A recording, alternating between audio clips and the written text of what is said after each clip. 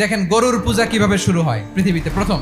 বনি ইসরায়েলের এক দুষ্ট লোক ছিল, নাম সামিরি। সে সবাইরে বলল তোমাদের স্বর্ণগুলো ফালাও। স্বর্ণগুলো ফেললো, বনি ইসরায়েলের স্বর্ণগুলোকে গলিয়ে গরুর বাচ্চা বানালো, গোবৎস।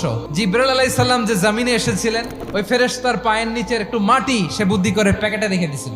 স্বর্ণ দিয়ে বানানো গোবৎস গরুর বাচ্চার গায়ে যখন সেই মাটি ছুঁড়ে দেয়া হলো, এখন বাছুরের ভেতর থেকে ভ্যাঁ ভ্যাঁ আওয়াজ আসতেছে। কি আসতেছে?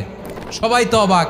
সামিরি বলে, আরে তোমরা যে 70 জন দিয়ে মুসা আলাইহিস সালাম রে পাঠাইছো, ওইদিকে এত ঘুরতেছে, আল্লাহরে খুঁজে পায় না। আল্লাহ তো এটার ভিতরে ঢুকছে, নাউজুবিল্লাহ, এটার ভিতরে সেজদা দাও। এই সেজদা দিয়ে গেল। হারুন আলাইহিস সালাম তাদেরকে বুঝালেন, শিরক করো না, আল্লাহরে ভয় করো। শুধু এতটুকুই তিনি বুঝালেন, দাওয়াতি কাজ পালন করলেন, কিন্তু প্রতিরোধ করেন নাই। এই ঘটনা থেকে শিক্ষা কি? শিক্ষা হচ্ছে, আপনি শিরকের আড্ডাখানা দেখলেও বৃহৎ স্বার্থে তাওহীদের দাওয়াত দিবেন, প্রয়োজনে আপনি ঐক্য নষ্ট করবেন না। সুবহানাল্লাহ পড়বেন না?